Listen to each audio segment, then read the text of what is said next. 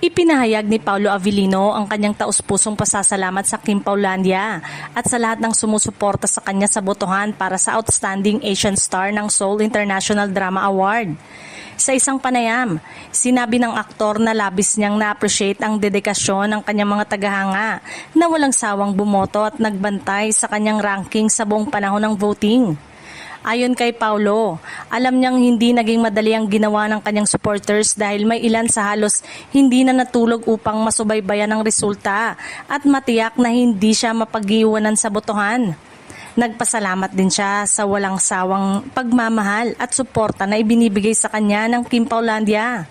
Aniya, malaking inspirasyon sa kanya ang ipinapakitang tiwala at pagsusumikap ng kanyang fandom sa bawat proyekto at pagkilalang kanyang natatanggap. Muling pinatunayan ng Kim Paulandia ang kanilang matatag na suporta kay Paulo Avellino, dahilan upang maging matagumpay ang kanyang kampanya sa naturang international fan voting. Para sa maraming tagahanga, sapat na ang simpleng pasasalamat ng aktor bilang sukli sa kanilang walang kapagurang pagsuporta.